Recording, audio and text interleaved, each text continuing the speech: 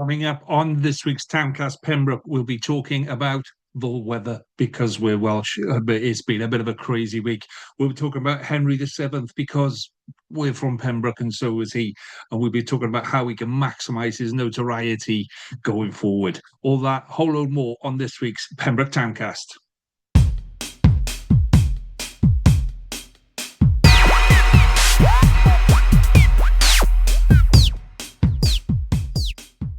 Hello and welcome back to this week's Pembroke Towncast. Thank you for your comments from last week and loads of people watching the Otter videos.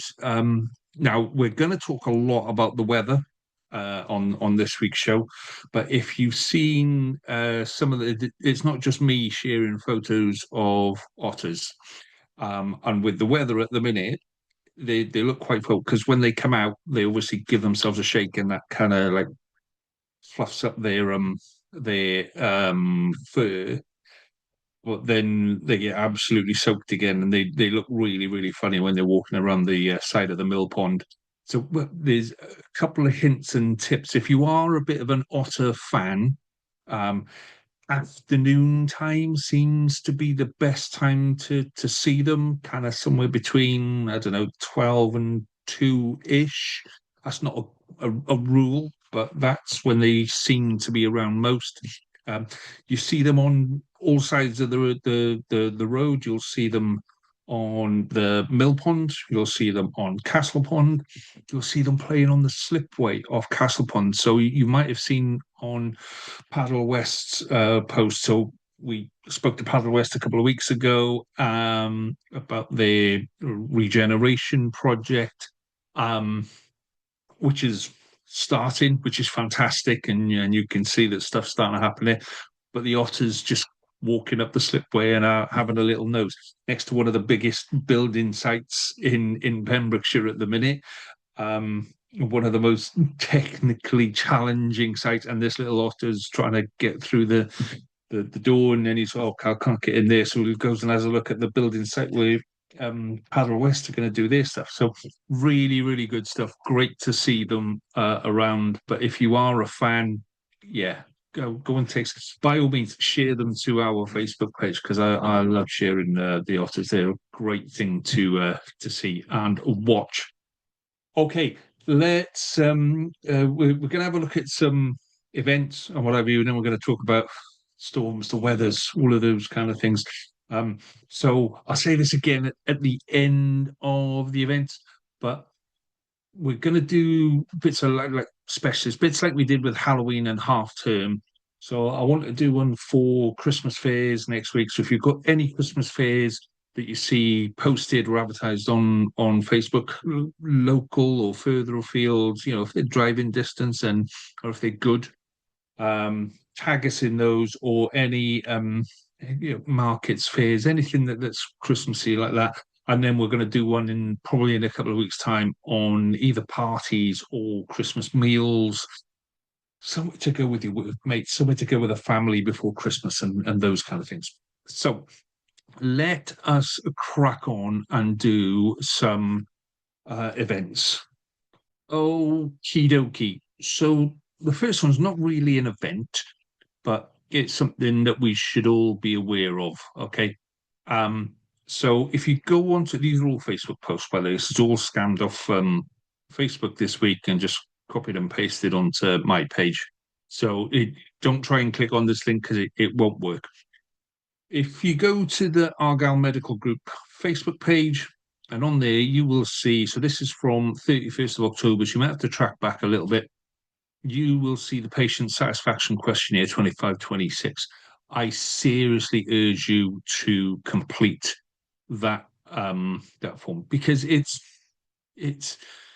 so many people give the Argyll Street surgery a hard time, and we discussed this before, where everyone in there is doing their damnedest to provide the best service they can, but it's hard. I think the last time that they put anything out, they were like 10 doctors vacancies, and whether you like it or not, they weren't them. There weren't 10 vacancies before Brexit, and it's had a massive, massive effect on what we're doing. Well, people don't want to talk political stuff and all of that, but it's had an effect. So if you want to go and support them, and you can take this as two ways. You can use that as a way of sticking the boot in and having another go at Argyle Street, or you can use it as being constructive and this is what we would like to do, and yeah, we appreciate what you're trying to do, and let's see if we can help you go forward. What we know is that we need more doctors. They're trying to recruit doctors. Let's find a way of bringing doctors in. So we'll fill the satisfaction questionnaire in. Um, let's do what we can to support them, but let's also be honest that we need more doctors in the area with that. Okay, so other things that I thought we'd just kind of do some random stuff this week. So I thought we'd do maybe this is something we'll do again in the future. We'll do one on like live bands, and where they are around the town and whatever you. So this is at the castle in Pembroke. So this is Honeyhead. They're on there Saturday. So apparently very good. Never seen them, but just going off what other people are saying. So we've also got, I think this one is in, oh, look at me, look, I've copied that. Oh, there we go. That's the one in Out. Here we go. I didn't copy the name of the posts. So you may have seen that Out, the nightclub used to be Paddles, used to be the cinema.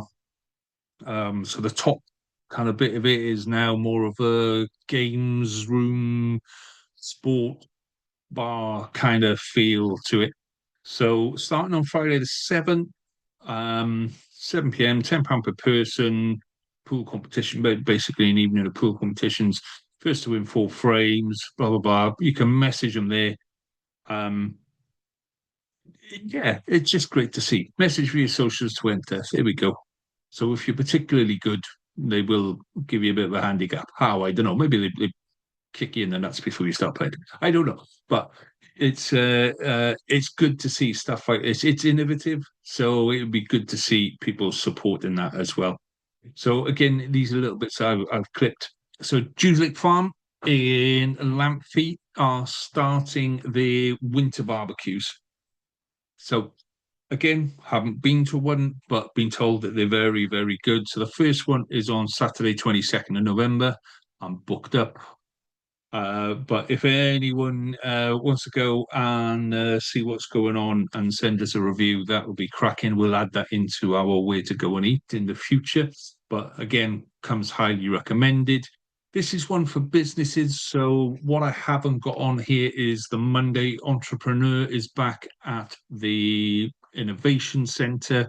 So that's first Monday of every month at 6:30. I wanted to say 6 or 6:30.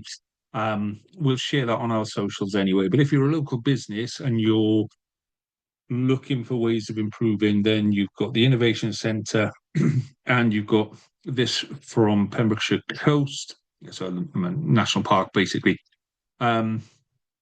Local businesses, community leaders, partners, asked to encourage to come together for the outdoors business breakfast hosted by Pembrokeshire Coast Charitable Trust. This on Friday the 7th as well, 8:30 till 11:30 at the Regency Hall in Saundersfoot. If you're an outdoor business, I don't know, maybe you do coasteering, surf school, you might do woodland stuff. Ideal, perfect for you. Just a great place to go. And similar businesses, all of the same kind of interest. If you've got any queries, go on to the Pembrokeshire Coast Facebook page.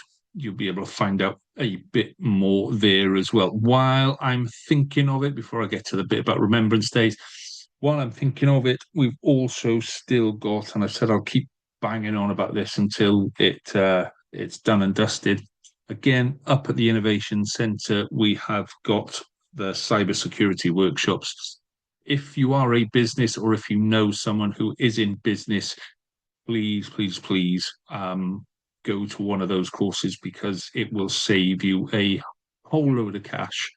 Yeah, so I'm in a privileged position where I've spoken to people that have suffered And trust me, if it hits you and it hits your business, you'll sit there and you'll go, why did I not just spend a couple of hours working on stuff to keep myself safe?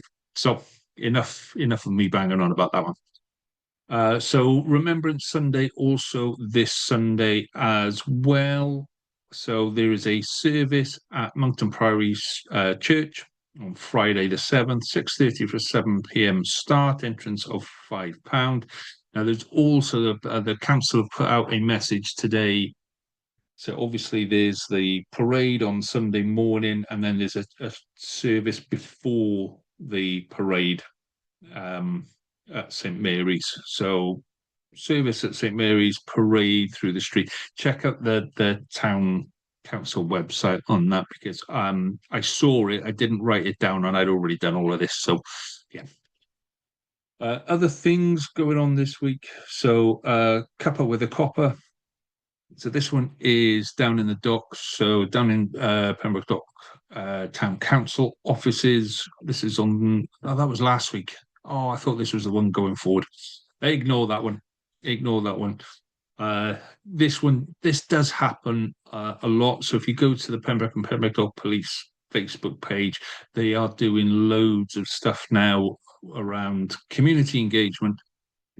I was walking the dogs, when was it, last Saturday, and Sunday, 3 different people stopped me to talk about these guys on bikes again. Now, I'll be honest, I thought that we were dealing with the problem. I thought that it was kind of going away, but whatever was happening last weekend, they were causing absolute chaos. Didn't see it myself, just from different people saying, but yeah. So these community police engagement things, if you've got a problem, go and talk to them, because they're great. So that one has been and gone, but there are more coming, I promise you, on that one. So I thought we'd do a little bit of an update on fireworks. Now we're going to talk about the weather in a minute, and I'm just going to throw this out there before we start, that a lot of these are going to be weather dependent, because damn. So you've got local ones. I mentioned this one last week.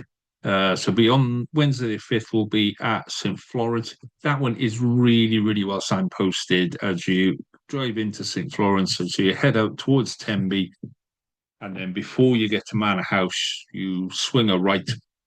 And then as you go into St. Florence, you'll see where, park here, come here, do all of this. It was really well set up the last time I went there. A couple of others around Pembrokeshire. Most of you will have seen this on socials in various places.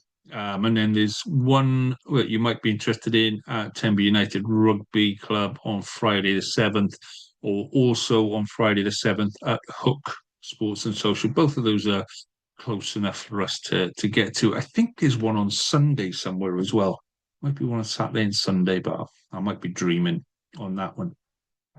So yeah, next week, like I said, we're going to do Christmas Bazaar, Christmas Fair events, those kind of things. If you know of any going on, whether it's a school, whether it's a scout group, whether it's a whole great big massive one like the Pembroke one, tag me, let me know if there's anything special that's going on with those. We do Christmas events as well, I know the breakfast with Santa, all of those kind of things. As we near Christmas, we'll grab hold of the Lions and find out when Santa's coming around on his sleigh, all of those kind of things. One thing you will find out about me as we head into Christmas is I'm a massive fan. So if you're a fan of Christmas, this is the place to be. You're going to love it. So what we'll also do, probably not the week after, but at some point, where to eat at Christmas. And one thing I'm going to throw in there before we start. So if any of you went to Martha's out in Colchester last Christmas, you will have tried their festive dirty fries. Oh my God, best thing. There was a point where I thought, do we cancel turkey and all the trimmings and just go with some festive fries? Because damn, it was good. So more of that stuff to come as we get closer to Christmas on that. Okay. So, yeah, we'll. I'm going to move things around a little because my I remember and my wouldn't it be nice are kind of two sides of the same coin on that. So we're just going to do the chatty bit first today. Just going to jazz it up a little on that. Before I do, um, if you're liking what you're hearing and what you're seeing, please do give us a subscribe on YouTube. Makes a massive difference to us, helps us spread the word through YouTube. And it means that whenever we release a video, you get a heads up first on that as well. So if you're liking what you're seeing, please give us a subscribe. It makes a massive difference to us. Much appreciated in that. And if you want to come on and have a chat, we've got people on the hook. We got people on the hook that want to come on. Um, yeah, it would be great to have three, four, five, six people all on this. Like I said a couple of weeks ago, we're starting to spread the word. We're starting to do Tenby, Haverfordwest, Milford, Fishguard, all of those kind of things. So yeah, having other people coming on and doing the events, doing the chatty bit. If you're a history buff, if you're or you've been around the town a while, yeah, let's have you on as well.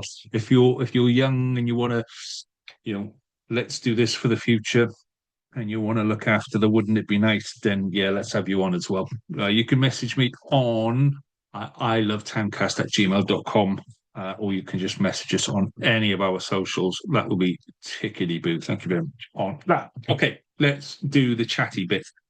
So the chatty bit this week was going to be about you know, we I want to try and do positive stuff. I want to try and talk positive. Let's talk about the good stuff that's going on in town. But every now and again, something happens, and you just go, you know what, we need to talk about that. And we were going to talk about the vandalism next to the library this week, but we're not going to now, okay? Because it started raining, and then it kept raining, and then damn. So we will come back to the vandalism next to the library because it's not just next to the library, it's the toilets, it's the cars, it's the bus shelter, it's the park. And yeah, we need to be honest and have a conversation about it. It's not a good conversation to have, it's not a great conversation, but it's a conversation we need to have about how we solve that problem. So this week, the chatty bit, I was kind of running through the arguments, the pros and cons for that, and it started raining. Now, so I'm recording this on Tuesday night. Okay, so if you cast your minds right back to Friday night, I think it was thunder, lightning. I mean, the I won't call it a downpour because it was like someone pulled a curtain of water across the front and then it just disappeared in a couple of minutes. This is like I don't know 11, half 11 at night or whatever it was. It was absolutely horrendous. Um, we had now I don't know if you saw this as well. I've only seen this once before, but it was here in Pembroke. Yeah, now I've seen lightning storms all over the place. I saw one in Mexico that was absolutely amazing. Unfortunately, it was as we were landing, so I wasn't in a good place to enjoy it. But um, I've only ever seen this in Pembroke, but it is a known phenomenon where lightning gets stuck inside the cloud. So it's like a cloud is above you, and it's like someone switching a light bulb on and off, and you can see it going on and off inside the cloud, but the lightning doesn't escape. So there was a couple of them going on, but then at the same time there was thunder and lightning and hail in October. Completely mad, completely bonkers. And then today, Tuesday, now I was walking the dogs this morning and I could see places were starting to flood. This is 8 o'clock this morning, yeah. Places were starting to flood that really shouldn't be flooding. And when you look at the drains are just full of leaves, and you think, well, obviously, yes, because it's that time of year where all the leaves are falling off the trees. You can't really maintain it. I did see a couple of people cleaning the drains outside their house, self-protection. Yeah. And I think that helps everyone where you go, oh, I've got a drain outside my house, so I'm just going to make sure I keep it clean. So if there's no water gets in my house, that works for everyone.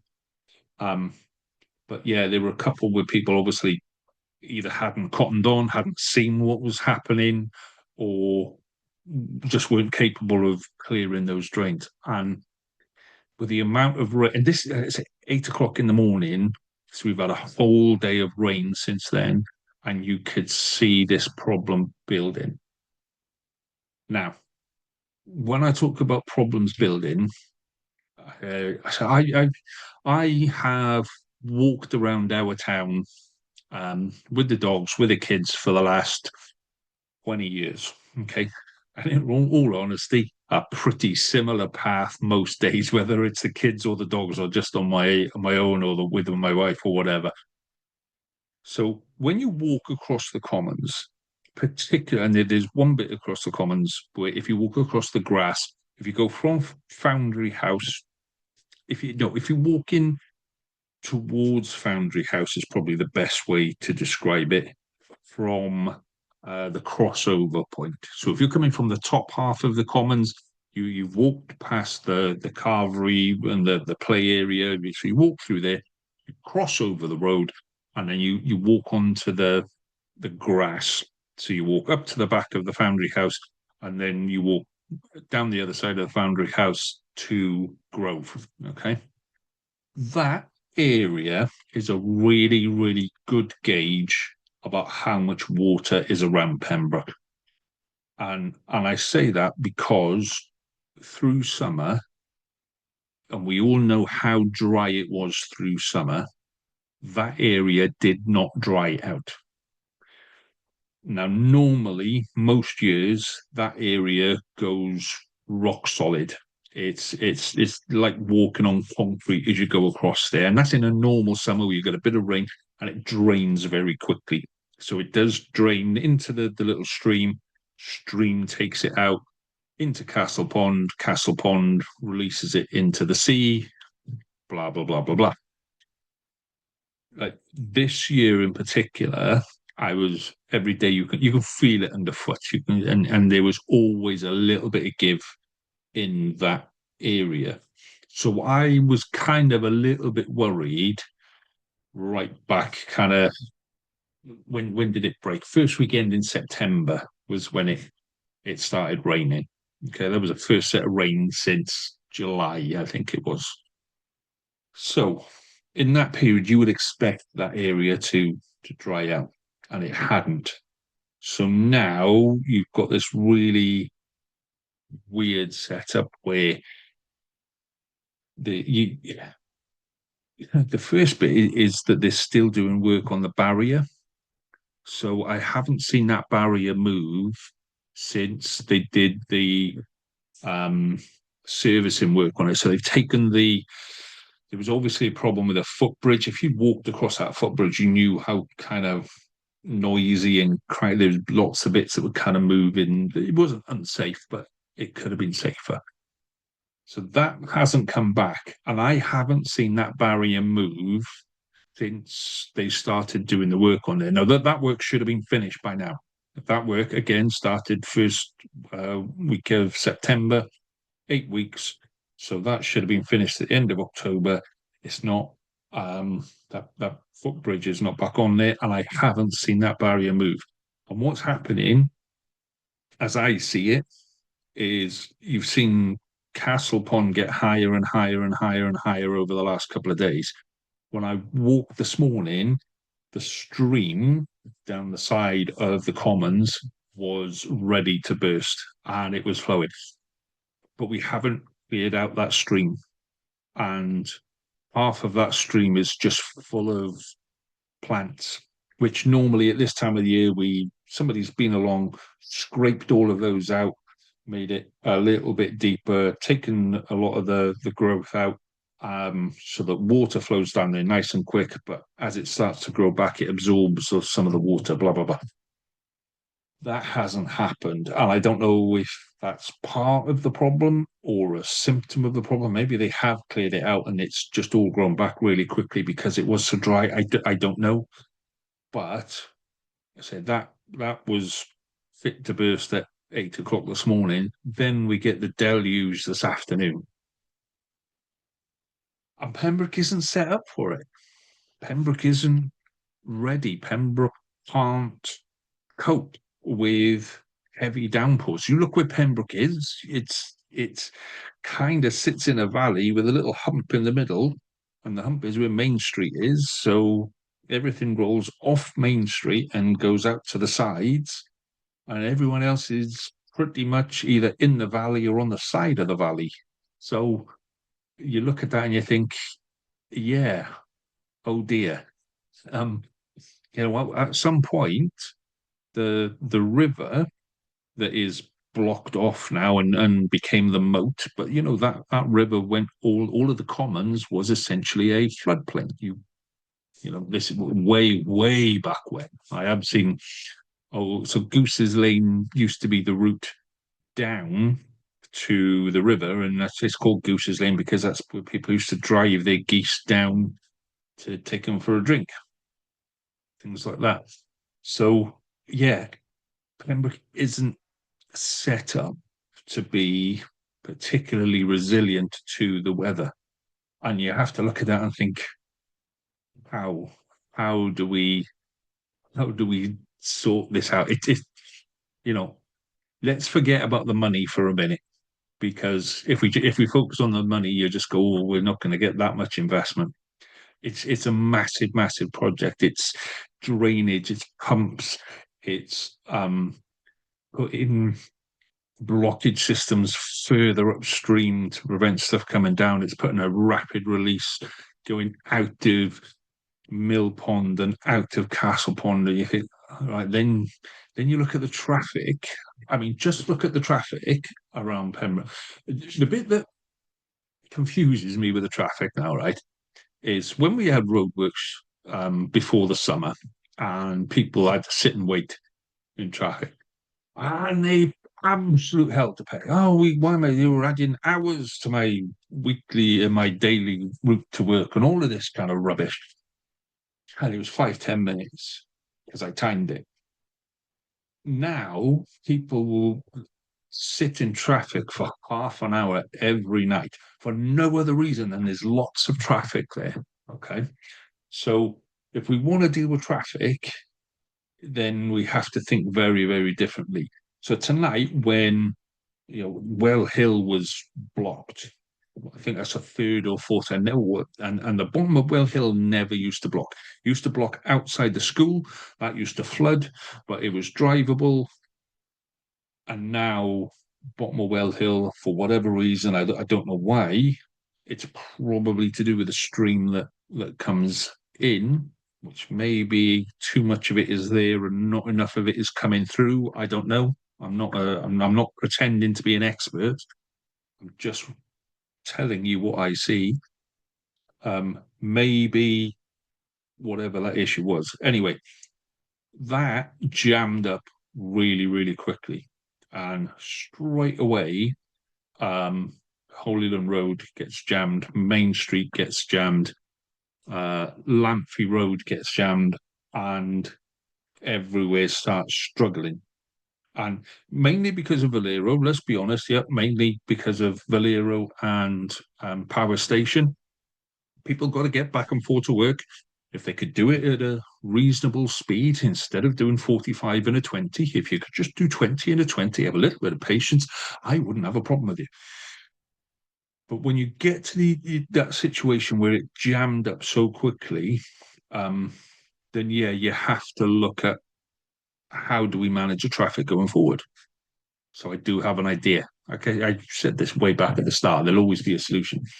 The solution for me, right, on this, and it's a very Valero orientated solution, is we put a bypass in that goes from the top of St Daniel's Hill out round the back towards Lamphy. At Lamphy, you can then split it and it can either go out to Carew or back into either the finger post, or it can come I've never understood why we don't have an alternative to Main Street. So my alternative to Main Street would be we're at the top or at the crossroads outside the school, traffic lights up so outside the school, the end of Buttermilk Lane. At the end of Buttermilk Lane, where it kind of it's almost a T junction. Um, Somewhere around there will be a route that brings you round to the back of Holyland Road. Yeah, so if you could plough a road through there, and then you go from there kind of onto Lamphy, and then yes, there isn't an easy route. All of that Lamphy route has got houses in. There are farms, there are houses on the Holyland side. There are farms and houses in between Holyland and the school. What I'm saying is we need to look at something like that as a way of bypassing the town centre, particularly when we have what we had today. Um, it really shows some of the vulnerabilities that we have. So I'm going to finish on this point where I had a conversation with somebody a couple of years ago where um, my basically my garden flooded because somebody the other side of it did some work on their garden, and it took all the water from their garden and shoved it straight into mine. Okay, and I'm not going to name names because they know who they are. It's not any of my neighbours, by the way. So, um, and I had a conversation with somebody, and they said, "Oh, well, this doesn't happen very often." If we bury our heads in the sand about things like climate change and weather vulnerability, okay, um, we're going to miss the window where we can do something about it. We're going to get to a stage where we're going to look back and go, we probably should have started doing this 5, 10 years ago, and we're going to constantly be playing catch up. So that's my chatty conversation for this week. How do we, what do we need to do to sort out the river on the commons? I think that's a lot. What do we need to do to sort out the drainage on the commons? How do we alleviate traffic? How do we take some of the pressure off ourselves? And how do we plan for the future? Because this is going to get worse. Yeah, there isn't some miraculous. We keep talking about tipping points. When do we reach the tipping point? There have been several tipping points that have been reached already, and we've tipped several points already that we cannot go back on. It takes hundreds and hundreds of years to go back from an environment point of view. So we just keep when people talk about the tipping point, that's the next tipping point. We've missed several tipping points. So we can't bury our heads in the sand and go, well, it's only every now and again in winter because it's getting more and more frequent, it's getting more and more regular. And if we don't do something about it, we'll only have ourselves to blame because we were the ones that said it'll be fine. Okay. So that was my chatty bit for this week. That weather's going to get worse. What do we do about it on that? Right. Let's move on. But I'll put all of that on a social media post, and by all means have a chat about it on there because loads of people get involved on our social media, Pembroke Towncast, Towncast Pembroke, just to have that conversation. So comment on the video below, guys. Hey, comment below. Yeah, it's just great to get your comments on there because, and this is why I say come and join me on the show because these are just my viewpoints based on what I see and what I observe and what I know and what I understand. I might be completely wrong. I might be a mile off. Come and have that conversation. Let's talk about it. Okay, let's do a little bit of a history lesson in this year's I Remember. So I remember, okay, going to school and being taught about Henry VII.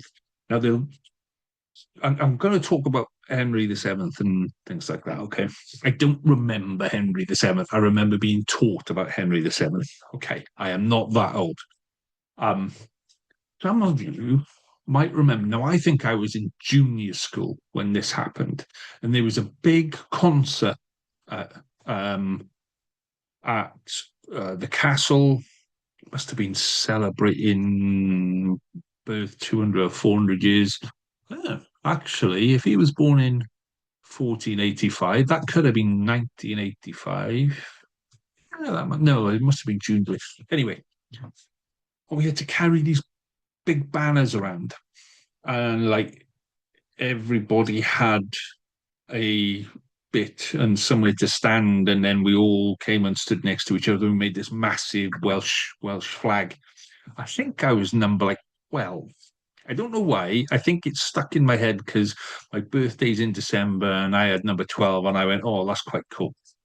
But I was only Diddy at the time. I can't remember who else did it. It must have been loads of people in my school doing it. Um, so yeah, if you remember that, if you remember carrying one of these great big sodding barrier things, um, yeah, let me know. Or if you've got any photos of it, that'd be really, really cool as well. But if you think about, we used to be taught about Henry the Seventh all the time, and the Tudors and things like that. And we kind of, with all the resources that we have available to us now, it's a shame that we kind of lose. We've lost that appetite to find the information. It's almost too easy. It's almost too easy. So what I thought I would do is I thought I would share a bit more stuff about Henry the Seventh. So a few interesting facts around Henry the Seventh. Now, this is your basic Wikipedia. Okay, so I know Wikipedia's got a lot of, a lot of good things, a lot of bad things, blah, blah, blah, blah. This is the bit that annoys me to start with, Henry the Seventh of England. And you look at that and you go, oh, but there is a lot of, um, Henry the Seventh being born in Wales, he wasn't a great Welshman. Let's put it that way. Yes, he was born in Pembroke. I think he was 14 when he left, and went to. I think it's on here somewhere, but it basically this is stuff around his age. Like his dad died before he was born. Um, he went to there we go. Henry spent 14 years in exile in Brittany, so he was more French than he was Welsh. Let's be honest. He was spent his early years, I think, in Cardiff, um, and kind of in between Cardiff and Pembroke because there's lots of images in Cardiff Castle about Jasper Tudor, who was very close to Henry the Seventh. And this is the thing that every now and again I'll be out and I'll be looking around and you'll see something. You go, oh, that looks like Henry Tudor, and you'll be surprised how many places he he had an effect on. So, yeah, English. So obviously there's a battle of Bosworth and things like that, and so here we go, 28th of January, 1457. So I don't know what that anniversary that I celebrated in the 80s, who knows?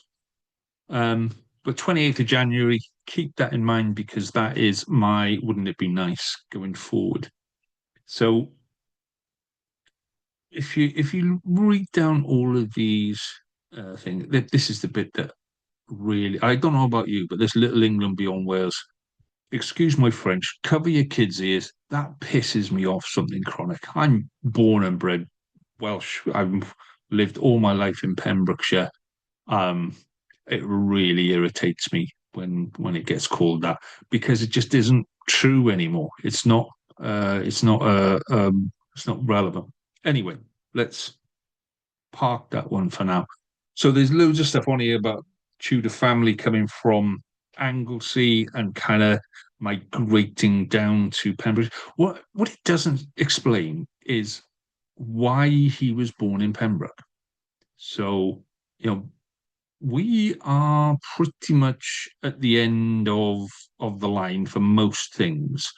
So why maybe it was a safety thing because when you go in the War of the Roses and Lancaster and York and all of these kind of things. So maybe Pembroke being so far away was a safe place, or was seen as a safe place to go for his family. But I've never found out why he came down, well, why his mother, um, Margaret. So Margaret Beaufort was the, oh, what was it called? The White Princess or something like that. There was Margaret Beaufort was the there was a TV, um not mockumentary, but drama documentary thing about her life a couple of years ago. So yeah, it's really good to just go through um some of these bits and bobs. What he did do with his, well, this is the bit that annoys me again, was he used his Welsh ancestry to whip up some anti-English feeling and get the Welsh armies on his side, march to Bosworth, got a few others involved. Thank you very much. In you go, lovely jubbly. Um, and then pretty much shafted Wales after that, in all honesty. So the Henry's father, Edmund Tudor, yeah, so Uncle Jasper Tudor, that's the one. So he undertook to protect Margaret. Um, yeah, so Jasper Tudor was the Earl of Pembroke. And see, there's a lot of stuff about this in Cardiff Castle as well. But this is what I say is really good to. There's a whole load of stuff there. Oh, maybe that's what it was. 1483, 1983 could have been relevant then. Yeah. Um. So yeah, lots of stuff on here. But do you know what? If you're scrolling through Facebook, if you're scrolling through, I don't know, TikTok or whatever, just spend 5 minutes scrolling through this. I mean, look how much stuff is on here about the guy. This is why the majority of people come to visit our town. Yeah. And so it's worth kind of understanding a little bit about him. So that's Wikipedia. You've also got this here on Britannica, which I don't know why I just find this easy to read. But again, January 28th, keep that in mind. Died on April 25th. I've got a feeling that so January 28th he died, and then January 28th, 1547 is when Henry VIII died. There's something weird about that. So yeah, again, loads of stuff on here. Born after his father died. Lots of stuff about his claim to the throne. And again, this he didn't did he have a claim to the throne? He's the last king that gained the throne through battle. Everyone after that has been hereditary, and yeah, go on, you can have that kind of thing. Um, but yeah, his mother was 14, 13 or 14, depending on which one you read, but she was young, so she gave him up to Jasper Tudor to look after him while she went on and married elsewhere, which again kind of gets swept under the carpet. There's all these bits that you just find out and you go like, oh, right, okay, yeah, where is that? This bit here in 1485, Henry landed at Milford Haven. It wasn't in Milford Haven, it's in Dale, which I suppose in the Milford Haven, yes, not the town of Milford Haven. Um, you can go and visit that beach, and there is virtually nothing there. There is one small plaque. It's called Mill Bay. So if you go over to Dale, um, and you'll go and you look at it and you'll go, well, where did he park the boat? It's one of those tiny, tiny little inlets, and you go, what this is where the Tudor dynasty restarted itself. This is the reset button for the Tudor dynasty. How did he get up the bank? How did he do? it's a really interesting place to go and just kind of stand there and I don't know and feel the environment. It's something we should be making more of because there aren't many places that have got a reset button for the throne of the United Kingdom, if you want to call it that. So yeah, loads more stuff on here about battles, about safety. This is interesting as well. 1491, the guy called Perkin Warbeck. Um, so you may have heard of the princes in the Tower. So they were the rightful kings to the throne, but they were too young. So their uncle took the throne, and they were never seen again. Yeah, so younger son of Edward the Fourth, and then this guy called Perkin Warbeck comes and says, "Oh, I'm one of the princes in the Tower." Um, yeah, and Henry the Seventh goes, "Well, I'm not fighting you. You can just bugger off." So yeah, it's really and Henry the Eighth was not the first son of Henry the Seventh. First son of Henry the Seventh was a guy called Arthur who died, and when Arthur died, again, this there's all these really ridiculous bits. When Arthur died, Henry was not married by then, and in order to placate some of the he was married to Catherine of Aragon, I think, um, and he died. So Henry said, "Well, rather than give back the dowry and start a war and all of this kind of stuff, I'll marry my daughter-in-law just to keep the French happy." Which obviously he didn't, so she married his brother instead. So yeah, loads of stuff here. And this is the Royal Museums. There's lots of great images on this one as well. Um, just about you look at him and he does look like a bit of a weird kind of a guy. Um, this is interesting here where you see the battle of the dragons there. He adopted the dragon. His family coat was a the green and white, the sky and the land, and then they had the Lancaster rose in there, which when after the War of the Roses and blah blah blah, that became the Tudor rose. Henry used the dragon instead of the Tudor rose, and that's where the spirit, if you like, of the Welsh flag. It looks nothing like the Welsh flag as we know it now. The dragon was standing up. It's a different style of dragon and all of this kind of stuff. But it was one of the symbols that he used. That it's thought that that was used as an inspiration for the Welsh dragon.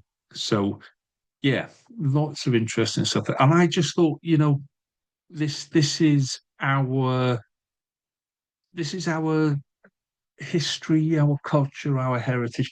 A lot of I've said this before, where the town is built on a footprint of a medieval town. We haven't really changed it a lot. We've put on housing estates on the outside, but the centre of our town is essentially still medieval Pembroke, and we should know this stuff. We should, I a little bit of research and I'm starting to find stuff out and I'm thinking, well, that's quite interesting. That's maybe we should know more. So maybe the Henry VII Centre, when it's finished, when it's done and dusted, um, and it will be fantastic and it'll be something that kind of draws people in and secures that area of the town from falling down for a few years to come. Um, so yeah, when that's done and dusted, maybe that will have all of this information in there that we can go and read and understand. Get your kids to get them off TikTok and get them just read that Wikipedia page. Um, and just and then you then walk 15 minutes to the castle. That's the most you're going to walk in Pembroke to the castle. walk to the castle and go, this is where this happened. This is that guy was born there, and this is the environment he was brought up in until he was okay. 14 is when he left the country. How much of that was spent in Pembroke? How much in Carmarthen? How much in Cardiff? Back and forth within that family, but it was here, and this is where you are now. And the king once walked these streets, um, and let your kids' imagination fly from there. Okay, so that was, I remember. If you do remember that event, it was at Pembroke Castle, and it was in the summer holidays. I was really annoyed that I had to give up time in the summer holidays to hold a banner. And literally, that was it. I had to give up the whole day and be there for 3 minutes and walk in with this great big banner. Right, you're number 12. You stand there, big round of applause, and then you walk off. And that was it. My mother was over the moon. Photos, took photos of this great big bloody banner. None of me. You could just I can go, yeah, oh yeah, see that bit of the tail there. Yeah, that was me. Anyway, let's move on to wouldn't it be nice? So wouldn't it be nice? Kind of like I say, it's a flip side of the coin there. So January 28th, yeah, is Burns Night in Scotland. Big song, dance. Hey, let's can't we start something in Pembroke? You know, can't we start a tradition? You know, every tradition starts somewhere. Let's start a tradition in Pembroke where we have a night to celebrate Henry VII. Now, I'm going to level with you now. Okay, I am not a massive fan of Henry VII because a lot of what he did put things into place that really impacted Wales in a negative way. However, still from here, and it's still lots of people want to come and know about him. And it was the start of the Tudor dynasty, which again, I'm an anti-royalist, and a lot of what the Tudors did was will show people how rich and pompous and extravagant we can be, and that will make them feel better. So let's celebrate. Let's have a night where we just do Henry VII night, January 28th, 2026. Make that the first Henry VII night. And we do, I don't know, we can, yeah, we can do fancy dress parties. It's Tudor, we can have Tudor parties. I know you'll find out what Tudors ate. You could have a banquet as a Tudor, see if we can find some speeches that he wrote, some stuff that he wrote down or whatever. Let's just go and celebrate the fact that here's something that is unique to us. Nobody else in the country has got this, just us. That's the things that we should be shouting about. That's the you can go to any city you want in the UK and you'll find pretty much the same shops dotted in various places in different sizes, but you'll find yes, pretty much once you've been to one city, you've been to them all. You can go to pretty much any touristy town and you'll see all of the restaurants and the cafes, and you might be lucky, you might have a couple of beaches, but they all kind of you all the seagulls sound the same. It's all pretty much of a muchness. There aren't many places that can put their hands up and say, this is where a king was born, a king that was the first in his dynasty. And by the way, come and visit us on January the 28th every year, where we have a massive town party and everyone does this. And we have everything through the day, and this is our day. Come and visit us January 28th. So, yeah, that would be, wouldn't it be nice? Let's do something January 28th. Everybody get together. Pubs put stuff on, restaurants put stuff on. We'll have a street party down Main Street or whatever it is. Let's do something for that. Okay. Thank you for your time and patience on that one. So I am going to once again just share a quick screen.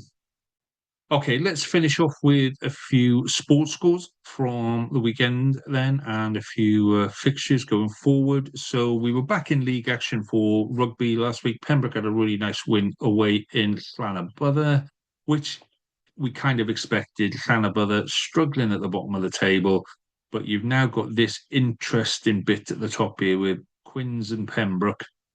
Pembroke have got 2 games in hand on the Quins, 6 points in between the two. Ponteberem, and this is where we say, well, they kind of stretched away into a lead early doors. Everyone's starting to claw that back in now, so that's an interesting one.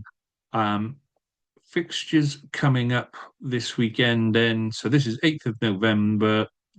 Pembroke are hosting Newcastle Emlyn Seconds, yeah, Emlyn Dragons, as they call themselves there. So again, I don't know why the Quins haven't got a game on that one, but it is a weird league, weird numbers, and those kind of things. Of course, the international game on Sunday, so that would explain why there's maybe not a massive amount of games on Saturday as well. So let's have a little looky at the football. Then I'm going to rocket down these as quickly as I can. So Pembrokeshire League Division 1.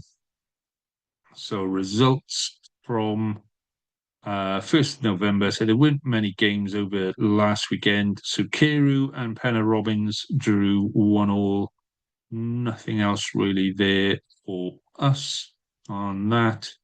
So Swift still in third, and Swift's host Penna Robbins this weekend. Ooh, tasty, tasty that one. Now, there aren't many football matches that you look at and you go, "Oh, do you know what? If there's going to be a fight on the pitch, it's going to be that one." You pretty much know if you go to watch Quins and Pembroke, there's going to be a bit of handbags at some point. Swifts and Robbins is a similar kind of setup. So that's going to be a cracking game to watch. That is going to be hotly contested. Get yourselves up to the Swifts on Saturday to watch that one if you're not doing anything else on that. Right. Division 2. Let's have a look in Division 2. Results from last weekend. Carew Reserves lost 4-0 at Merlin's Bridge. Moncton Swift Reserves lost 5-1 at home to Neyland. Yeah, I think we just ignore the table there. Swift Reserves are mid-table, but they have played 10 games, and then Carew Reserves firmly rooted to the bottom. Oh dear. So Carew Reserves this week play Hakin United Reserves. Hakin United Reserves top. Carew Reserves bottom. That could be a massacre, that one. Swift Reserves travel to Solver for a day trip up the coast there. Like I say, I would check on social media. But if you're thinking about traveling to any of these games, the weather is going to be horrendous right the way up until Friday. So I would check and see if these games are still on when we get to Saturday morning.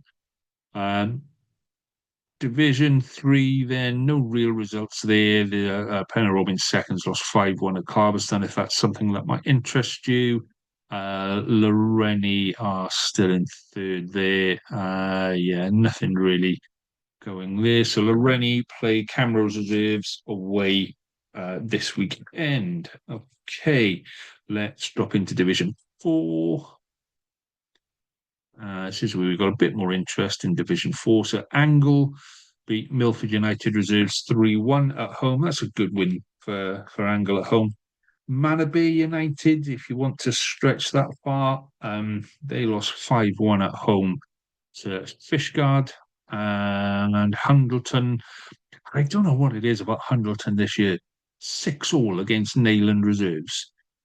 Somebody teach Hundleton how to do. They absolutely know how to score, but 6-6. If there are 12 goals in a game and it still ends up as a draw, damn. So Hundleton drew 6-6 with Neyland Reserves on that one. Fixtures for this week: Hundleton and Angle.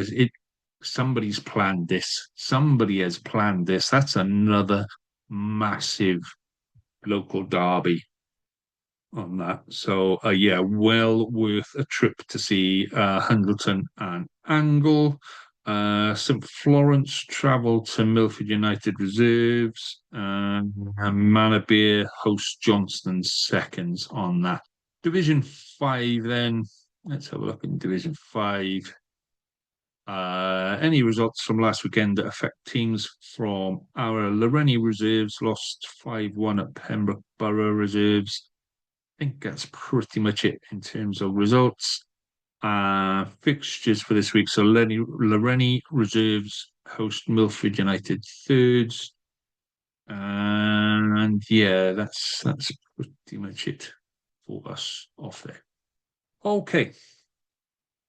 There we go.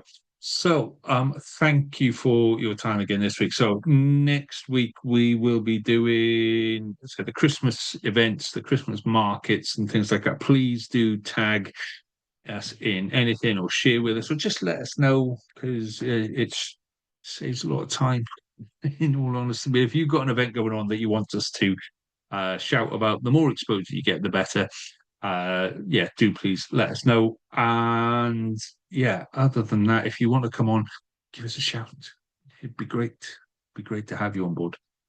My name is Lee G. This has been Pembroke Towncast. I hope you've enjoyed it. Please tell your friends if you has. Please tell me if you haven't. And I shall see you all again next week. And in the meantime, let's make Pembroke proud. All the best.